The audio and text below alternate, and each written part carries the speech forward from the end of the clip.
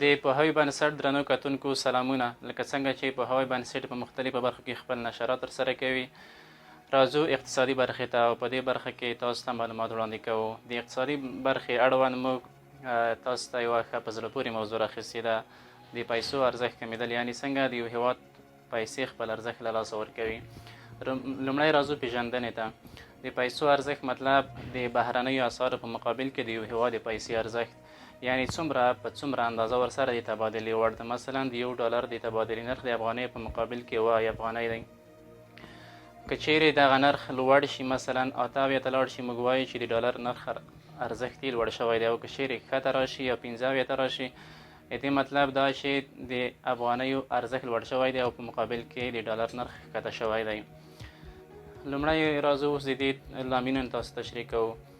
د پیسو د ارزښت د کمیدلو لاملونه: اول، عرضه او تقاضا، یعنې په یو بازار کې او په یو اقتصادي جریان کې پیسو ته څومره اندازه ضرورت دی. که چیرې د مرکزي بانک په واسطه باندې د ضرورت څخه زیاتې پیسې بازار ته عرضه شي، د دې مطلب دا چې په بازار کې پیسې ډیریږي او خپل ارزښت له لاسه ورکوي.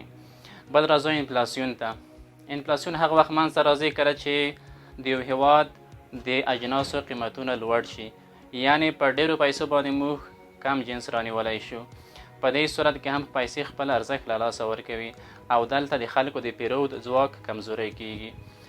دریم راځو اقتصادي وړاندوینه یا اکنامیک آوټلوک. اقتصادي وړاندوینه په اقتصاد کې ډیر اثر لري یا ډیر متاثره، ډیر رول لري. اقتصادي وړاندوینه مطلب دا چې د خلکو تر غوږونو داسې یو اوازه ورسیږي چې رکود را روان دی، یا هم د هیواد پیسه خپل ارزښت له لاسه ورکوي. په دې صورت کې خلک غواړي خپلې پیسې په بهرنیو اسعارو تبدیل کړي. هغه سرمایه، هغه نغده سرمایه چې دوی په کورونو کې لري، بازار ته عرضه کوي، او په مقابل کې هغه باثباته کرنسي یا باثباته اسعار اخلي او ساتي.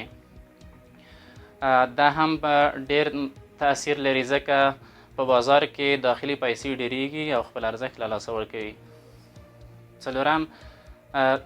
څلورم راځو تجارتي کسر ته. تجارتي کسر په دې مطلب زیاتره د یو هیواد تجارت په 2 ډوله ترسره کیږي، یا به صادرات وي او یا به واردات وي. په هغه صورت کې چې صادرات کم وي نظر وارداتو ته، په دې صورت کې تجارتي کسر رامنځته کیږي، یعنې هیواد ته ډیر شیان، ډیر مالونه داخلیږي او په کم اندازه ځینې خارجي. دلته هم په هیواد کې دننه پیسې زیاتیږي او ارزښت له لاسه ورکوي.